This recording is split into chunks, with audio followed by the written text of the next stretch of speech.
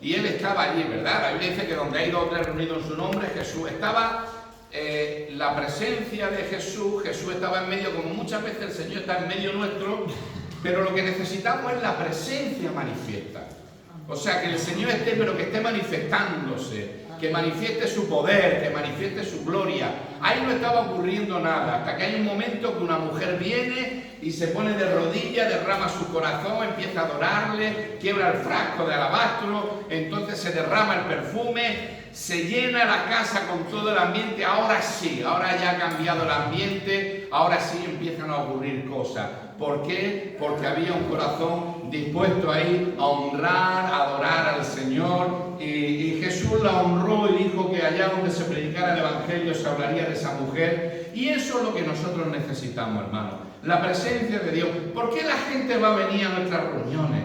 ¿Por qué la gente va a querer estar con nosotros? Donde nosotros estemos, la gente querrá estar si la presencia del Señor está manifiesta en nuestra vida. Amén. Si Jesús está en nuestro corazón, si nos preguntan lo que dice, ¿está Jesús en tu vida? Sí, pero Jesús se está manifestando su presencia, están ocurriendo cosas, y entonces, hermanos, cuando esa presencia es manifiesta, la gente quiere estar.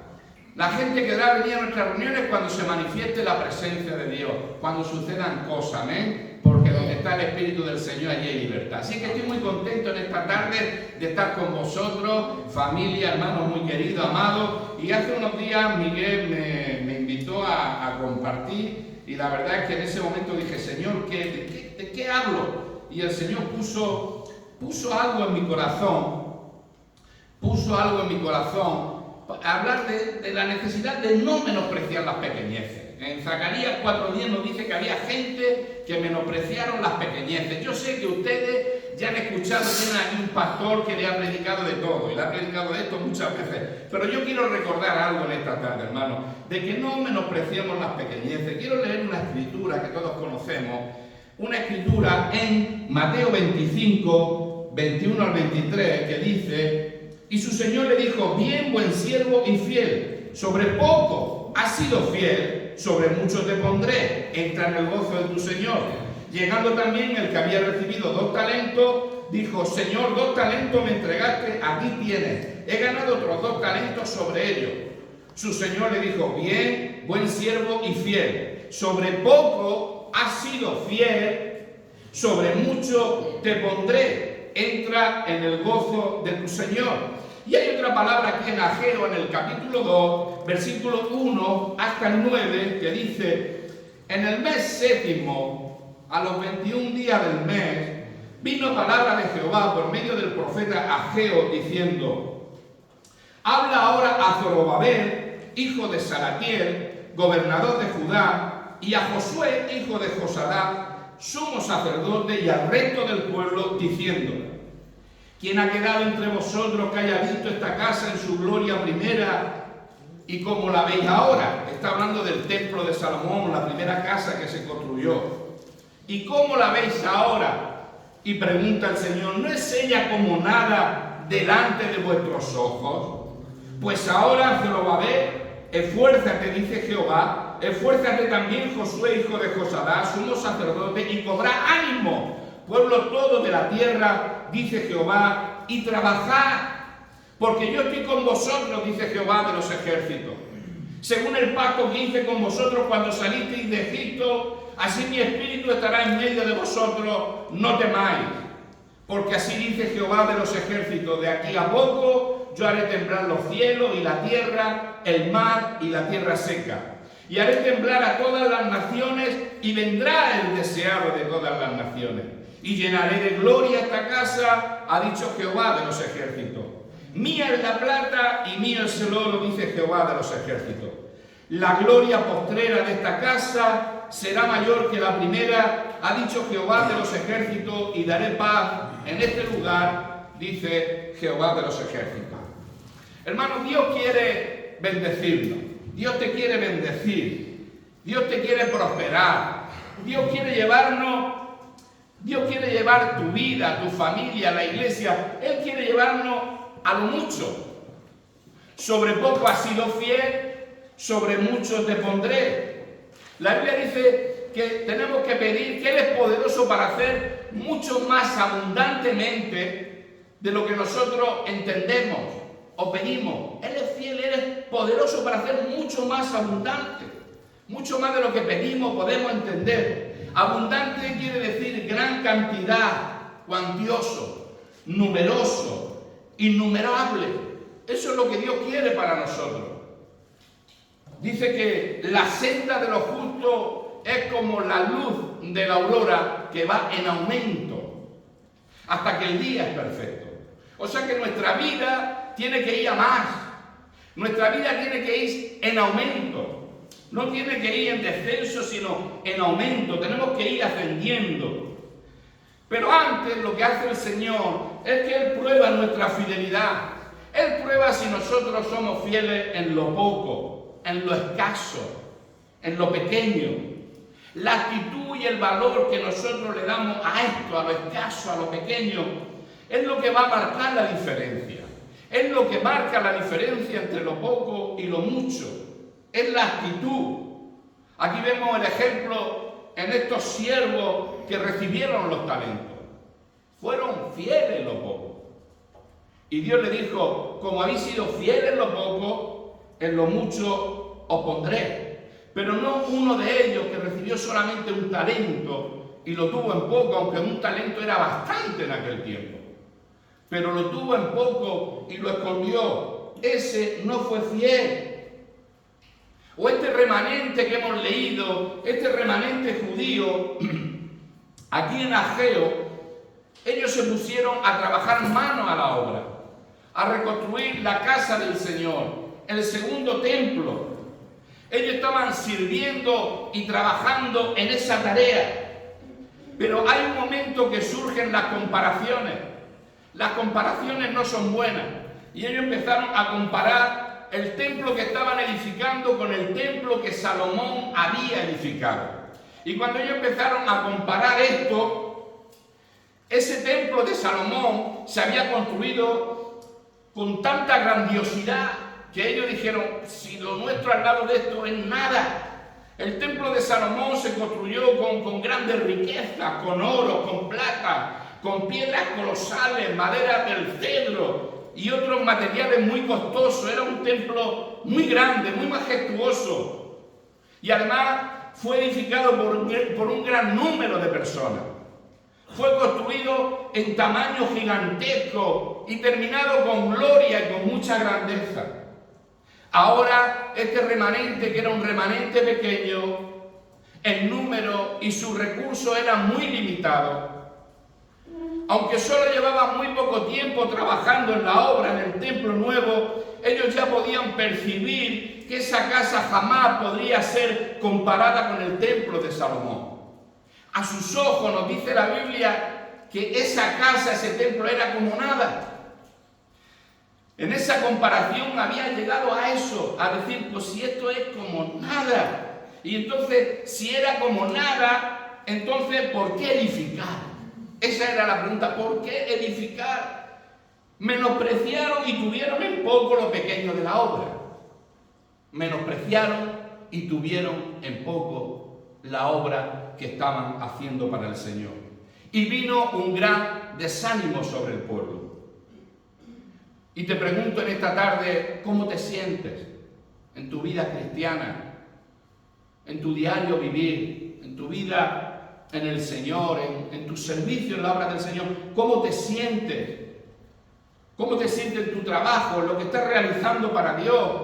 ¿Te sientes que la tarea o el servicio es poca cosa, que es poco lo que estás haciendo, que es poco lo que el pastor cuenta contigo? No sé, comparado quizás con lo que otros hacen. O el don que tú hayas podido recibir, lo comparas con otro quizás y lo tienen poco. Dios tuvo que traer palabras de ánimo por boca del profeta Ageo, porque para Dios sí era muy importante lo que ellos estaban haciendo, aunque ellos creían que era poca cosa, para Dios era muy importante. Y animó al pueblo para que la casa quedara terminada. Y lo animó con palabras tremendas, con palabras gloriosas. Dios tuvo que decirle, sí, hubo mucha gloria, hubo mucha bendición en el templo de Salomón, pero la gloria esta postrera será mayor que la primera. Amén. Dios tuvo que decirle: mío es el oro y mía es la plata, para que ellos entendieran que Dios estaba en ese asunto, aunque ellos lo veían como pequeño. Dios grande y todopoderoso estaba en ese asunto.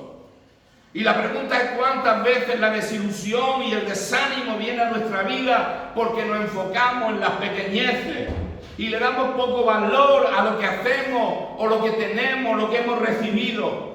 Y estoy hablando en todas las áreas, en todas las facetas de nuestra vida. Un pequeño sueldo, un pequeño coche, una pequeña casa, un pequeño ministerio, o un pequeño servicio en la iglesia, una célula, una iglesia pequeña. A veces vemos estas cosas y lo vemos como pequeño y no le estamos dando importancia, y no nos damos cuenta que al considerar todo esto así, llegamos a menospreciar lo que se nos ha concedido y perdemos la perspectiva de lo global, de lo que somos, de lo que tenemos, de lo que Dios tiene para nosotros. Y se va la gratitud de nuestro corazón, dando lugar a la ingratitud. Y en nuestro corazón, queridos hermanos, tiene que haber siempre gratitud. Hebreos 12, 28 dice: así que recibiendo nosotros un reino inconmovible, tengamos gratitud, y mediante ella sirvamos a Dios, agradándole con temor y reverencia. Hemos recibido un reino grande, inconmovible. ¿Qué tiene que haber en nuestro corazón? Gratitud. Cuando nos reunimos, cuando estamos en nuestra casa, cuando buscamos al Señor, tiene que haber gratitud, alabanza, acción de gracia. Y no menospreciar. A veces serán otros los que vengan a menospreciar lo que Dios te ha dado, a tenerlo en poco, a considerarte poca cosa. David fue menospreciado. Fue menospreciado por su hermano mayor. En 1 Samuel 17, 28, cuando su padre le manda con comida y están allí en la batalla, siendo con Goliat, ¿verdad? Que le estaba amenazando y lo estaba retando continuamente. Y dice que cuando el hermano ve a David, dice: y oyéndole hablar Elías, su hermano mayor, con aquellos hombres, Elías se encendió en ira contra David y dijo: ¿para qué has dejado acá? ¿Para qué has venido acá? ¿Y a quién has dejado aquellas pocas ovejas en el desierto? Has venido a ver la batalla. No eres bueno, le decía. Lo estaba menospreciando, lo estaba juzgando, lo estaba teniendo en poco. Fue menospreciado por el rey cuando él dijo que quería enfrentarse a Goliat. En el versículo 33, 1 Samuel 17, dice: y dijo Saúl a David: no podrás tú ir contra aquel filisteo para pelear con él, porque tú eres mozo y eres un hombre de guerra desde su juventud.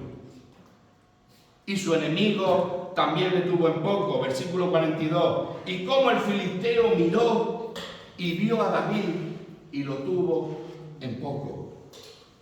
Pero David no se dejó amedrentar, ni se desanimó. Él tenía clara su identidad, sabía por y para quién hacía las cosas. Él ya había aprendido cuando su padre lo tuvo en poco. Cuando Samuel viene a ungir rey y su padre llama a todos los hijos menos a David, lo tuvo en poco porque su padre no contaba con él. No podía ser que el pequeño de la casa, el pequeño David, fuera a ser el próximo rey de Israel. Y todos conocemos cómo Samuel dice: hasta que no venga David, nadie se sienta a la mesa. Porque la gente puede pensar y puede decir de ti lo que quiera. Una cosa es lo que la gente piense, una cosa es lo que la gente diga de ti, y otra cosa es lo que Dios piensa de ti y de mí. No solamente David, sino muchos otros siervos sufrieron el menosprecio. Nehemías, cuando fue a edificar los muros, por ejemplo, él era un gran líder, pero cuando lo oyeron, dice Nehemías 2:19, pero cuando lo oyeron Sanballat, Tobías y Gesem el árabe, hicieron escarnio de nosotros y nos despreciaron. Y el versículo, en el capítulo 4 dice: Tobías dijo: lo que ellos edifican del muro de piedra, si subiera una zorra, lo derribará. Estaban teniendo en poco la obra que estaban haciendo, lo menospreciaron. Pero ellos se mantuvieron firmes y confiados y edificaron los muros y Dios fue glorificado. Y Nehemías se convirtió en un gran líder.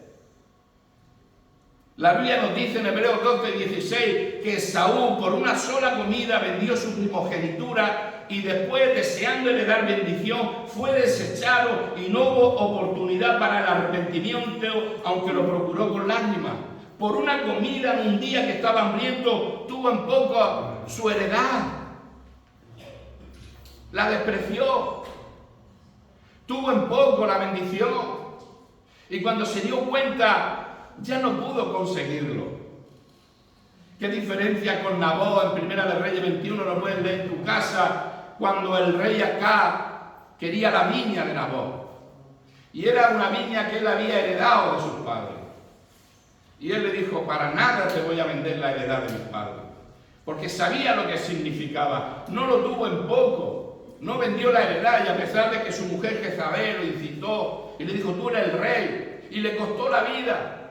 Pero él se mantuvo firme. O si no, este valiente de David en 2 Samuel 23, que todos conocemos, dice que los filisteos se habían reunido en Leí, donde había un pequeño terreno lleno de lentejas, y el pueblo había huido delante de los filisteos. Dice entonces Sama, que era uno de los valientes de David, se paró en medio de aquel terreno y lo defendió y mató a los filisteos, y Jehová dio una gran victoria, porque era su heredad. Era un campo de lentejas. A lo mejor nosotros hubiéramos salido corriendo, pero Dios le dio una gran victoria por la actitud que tuvo este hombre. Porque él no tuvo en poco lo pequeño. Él luchó por lo poco. Y la instrucción de Dios, hermano, en esta tarde es que no menospreciemos lo que somos o lo que tenemos, porque es el trampolín de Dios para llevarnos a nuestra mañana de gloria, a nuestra mañana de abundancia. Quizá hoy tenemos poco, pero mañana tendremos más. Mi experiencia a través de más de 4 décadas en el Evangelio, muchas veces sentí el menosprecio de muchos. Incluso como pastor por más de 20 años, el Señor me estuvo pastoreando en una iglesia pequeña, en un pueblo pequeño de la Unión. Y sentí el menosprecio de muchos, pero Dios me enseñó a amar y a valorar la iglesia, y a servir y a darme ahí. Pero eso nunca me restó, sino que me sumó para estar en primera línea. El Señor me permitió ir a las naciones, juntamente con vuestro pastor. Fuimos a las naciones, hemos ido a las naciones, hemos predicado en lugares grandes, en iglesias grandes. Hemos hecho muchas cosas para el Señor, a pesar de que la gente te puede menospreciar y decir, bueno, eres el pastor de una iglesia pequeña. El Señor me permitió estar en primera línea. Siempre que había una cita importante en España, Dios me permitió poder estar, ver la gloria de Dios. ¿Por qué? Porque tenemos que valorar las cosas pequeñas. ¿Cuántos dan gloria a Dios en esta tarde? Así, hermano, que no menospreciemos las pequeñas cosas, los pequeños comienzos, porque en las manos de Dios son determinantes.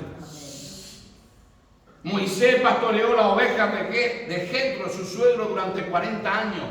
Fue fiel en esa tarea. 40 años pastoreando unas ovejas que no eran suyas, pero luego pudo pastorear 2 millones de personas y sacarlas de Egipto. Jacob durante 20 años pastoreó las ovejas de Labán, su suegro. David empezó pastoreando unas pequeñas ovejas, pero luego fue el pastor de Israel, porque fue fiel en lo poco. Ahí él fue formado, ahí él mató al oso y al león, y luego se pudo enfrentar al gigante. Todos estos fueron fieles en lo poco y no menospreciaron las pequeñeces.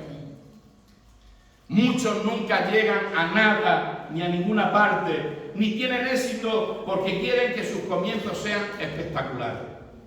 Si no es espectacular, no soy pastor si no me dan una iglesia grande, o no voy a este trabajo si el sueldo no es grande, ¿verdad? Y uno como que quiere... Recuerda esto, mi querido hermano y hermana, nada grande se crea de repente. Job 8:7 dice, y aunque tu principio haya sido pequeño, tu postrer estado será muy grande. Amén. Las cosas pequeñas importan, e importan mucho las cosas pequeñas. Bisagras pequeñas mueven grandes puertas. Llaves diminutas abren grandes puertas. Una pequeña palanca de cambio puede mover un gran tráiler.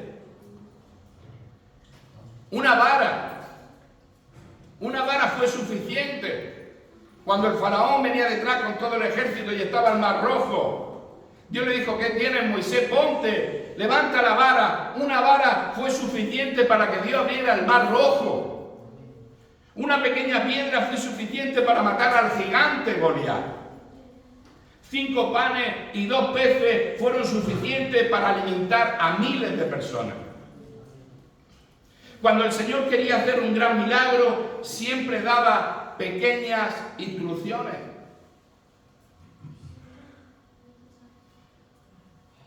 Juan 9:7, un ciego de nacimiento le dijo: ve y lávate los ojos en el estanque de Siloé. Costaba aquello trabajo, porque era una pequeña... ¿Ya recibí la vista haciendo esto solamente? Ese pequeño detalle, acompañado de obediencia, es lo que marcó la diferencia en tantos milagros. En tantos milagros, hermanos, fueron esos pequeños detalles. Pablo ya era el gran apóstol, y en Hechos 27, en medio de aquella tormenta, cuando ella iba a cumplir su última misión, que era dar testimonio en Roma. En su última misión, donde saben que atravesaron una gran tormenta, Hechos 27:20 dice: y no apareciendo ni sol ni estrella durante muchos días, y en medio de una tempestad no pequeña que golpeaba la nave, ya habíamos perdido toda esperanza de salvarnos. No había esperanza para ellos. Y hay un momento cuando ya la gente pensaba que iba a morir, que Pablo se pone en pie y él da un mensaje de ánimo y dice: esta noche ha estado conmigo el ángel del Dios de quien soy y a quien sirvo, y me ha dicho: ninguna vida se va a perder, solamente la nave, se sufrirán los daños de la nave, pero ninguno se va a perder. Y efectivamente ocurre ese milagro.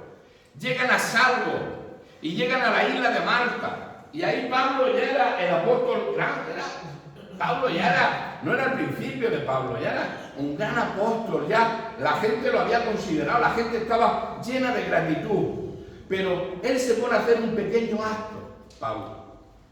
En la isla de Malta, Hechos 28, dice que ahí llegan y entonces estaban los naturales que le recibieron con no poca naturalidad. Y dice que empieza a coger una rama.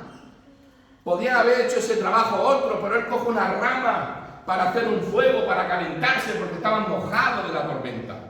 Ese pequeño detalle en la vida del gran apóstol, entre comillas, ese pequeño detalle que todos sabemos cómo la víbora se le enganchó en la mano y cayó al fuego y estaban esperando todos que murieran, ese pequeño detalle originó un gran avivamiento en aquella isla. Porque como Pablo no murió, sino que se quedaron asombrados, que no se hicieron realmente, este hombre era un hombre. Y entonces empezaron a traer gente, todos los enfermos que estaban allí, y hubo un gran avivamiento, sanidades, prodigios y milagros, por un pequeño detalle, por un pequeño hecho, por un pequeño servicio. ¿Os acordáis, hermanos, en 2 de Reyes 5, 9 al 13, cuando Naamán recibió la recomendación de bañarse con 7 capuzones en el río Jordán? Naamán se enfureció porque era un gran general, era un hombre muy valioso para el rey de Siria, pero dice la Biblia que era leproso, y cuando el profeta le dice que se quiere bañar, él tenía una idea, él tenía una imagen preconcebida acerca de cómo se sanaría. Él pensaría que le iban a recibir con toda la pompa, todos los honores, pero no fue así. Y es que una imagen preconcebida, una imagen, un pensamiento preconcebido de cómo Dios tiene que hacer el milagro o la provisión en nuestra vida, lo que nosotros muchas veces estamos esperando, puede echar a perder la expectativa, porque Dios va a obrar de la forma que nosotros no pensamos.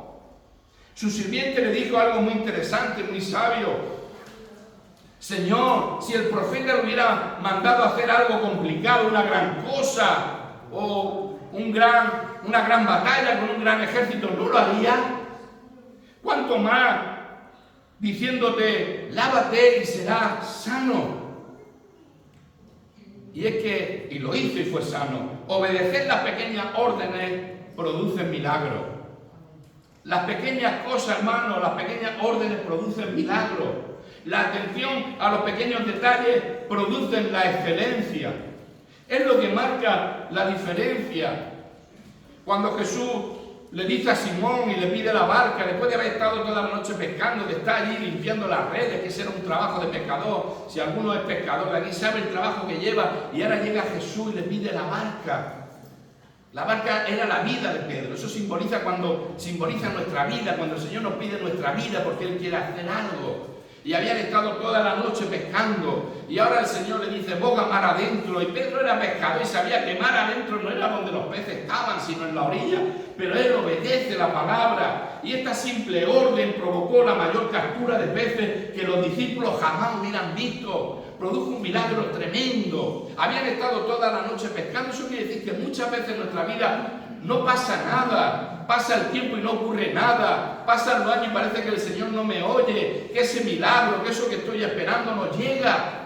Parece que ocurre, pero en un momento, cuando el Señor nos da la orden, cuando el Señor dice la palabra, cuando nosotros le obedecemos, entonces cuando ocurre el milagro, bendito sea su nombre. Amén. En Juan 2:7, la boda de Canaán, llenar las tinajas de agua, le dio el mejor vino que nadie había probado jamás. El mover la piedra les llevó a ver el milagro más grande. 4 días muerto Lázaro. Mover la piedra era lo posible. Lleve ya, Señor, mover la piedra. Y el hecho de mover la piedra hizo que Lázaro pudiera resucitar y salir fuera. Cuando hacen lo simple, lo sobrenatural ocurre. Nosotros hacemos lo posible y Dios se encarga de hacer lo imposible. Jesús entendía bien este principio. Él había nacido en un establo, en la pequeña ciudad de Belén. A él no le importaba su comienzo, porque él conocía su destino de gloria. Dice la Biblia en Jueces 6:5 que los madianitas venían con sus tiendas en grande multitud como langostas. Ellos y sus camellos eran innumerables. Así venían a la tierra para devorarla. De este modo empobrecía a Israel en gran manera. Y el ángel se le aparece a Gedeón y le dice, varón esforzado y valiente, él que estaba escondido. Y Dios le dice que le iba a dar la victoria, le iba a dar la liberación a través de él. Y él respondió y dijo, ay, Señor mío, ¿con qué salvaré yo a Israel? He aquí mi familia es pobre en Manasés. Y yo el menor en la casa de mi padre. Yo soy el más pequeñito en mi casa, Señor. ¿Cómo es que me escoge a mí? Y a pesar de las lógicas dudas de Gedeón, Dios lo usó. Y la gente se reunió alrededor de Gedeón. El miembro menor de la tribu más pobre de Israel fue el líder de la victoria más desproporcionada en la historia de Israel. 300 contra una multitud innumerable. ¿Cuántos somos nosotros? A veces decimos que somos poquitos. Es que ganamos poquito. Es que tenemos poquito. Es que somos pobreticos. En las manos de Dios, más que suficiente. Somos como la dinamita en sus manos. Isaías 40:29 dice que Él da esfuerzo al cansado y multiplica la fuerza del que no tiene ninguna. ¿Hay algún cansado aquí en esta tarde? Eres el mejor candidato para que Dios manifieste sus fuerzas como la de búfalo. Él le da fuerza al que no tiene ninguna. Mira, lo poco, la nada, es la materia prima que Dios usa para multiplicar, para hacer milagros. ¿Cuánto lo creen? Isaías 60:22 dice, el pequeño vendrá a ser mil y el menor un pueblo fuerte. Yo, Jehová, a su tiempo haré que esto sea cumplido pronto. Y a sus discípulos, a los discípulos que eran poquitos, que estaban allí, Él le dice, no temáis, manada pequeña, porque a vuestro Padre le ha placido daros el reino. El reino de Dios es grande, el reino de Dios es inconmovible, el reino de Dios es lo máximo. Y Él nos dice a nosotros en esta tarde que podemos ser una manada pequeña aquí en esta tarde. No temáis, manada pequeña, porque a vuestro Padre le ha placido daros el reino y con Él todas las cosas. Por eso, hermanos y hermanas, en esta tarde la palabra de ánimo es que no tenga en poco tu labor, tu servicio a Dios, sea cual sea el ministerio que tenga, en lo que estés sirviendo. Tú tienes un Dios muy grande. Lo que tú tengas en tu casa, lo que tú seas, no lo tengas en poco. Valóralo, valóralo. Y quiero concluir con algunas gemas que ilustran este mensaje. Las personas que se creen muy grandes para hacer cosas pequeñas quizás son demasiado pequeñas para que se les pida hacer cosas grandes. Las pequeñas oportunidades a menudo son el comienzo de grandes proyectos o de grandes empresas. Nada grande se crea de repente. Nada se puede hacer si no es poco a poco. Nunca decidas que no va a hacer nada solo porque no puede hacer nada más que un poquito. Dentro de ese poquito está una gran oportunidad. Las cosas pequeñas muchas veces marcan la diferencia. Por lo tanto, haz todo lo necesario para tener éxito en esas cosas pequeñas. Jamás haremos cosas grandes si no podemos hacer cosas pequeñas de una manera grande. Todas las cosas difíciles tienen su comienzo en cosas fáciles. El valor para comenzar es el mismo que se requiere para tener éxito. El 90% del éxito es llegar y comenzar. Quizás te sientas decepcionado si fracasas, pero no tienes esperanza si no lo intentas. Ganar comienza con empezar. El primer paso es el más difícil, por eso es que muchos fallan, porque no comienzan, no van, nunca inician nada para Dios. Atrévete a comenzar. Ninguna empresa es peor que la que no se intentó. Tú no sabes lo que puedes hacer o hasta dónde puedes llegar en Dios hasta que lo intentas. Las personas somos a veces como los árboles, o crecen o se secan. No te quedes inmóvil ni te conformes, haz lo que puedas aunque sea poco. Recuerda, toda cosa grande empieza siendo pequeña. Y cuando somos fieles en esas pequeñas cosas, oportunidades, Dios nos dice, como has sido fiel en esas pequeñas responsabilidades, así que ahora te daré más responsabilidades. Dios te dice, bien, buen siervo y fiel, sobre poco has sido fiel, sobre mucho te pondré, entra en el gozo de tu Señor. Que Dios te bendiga. Amén.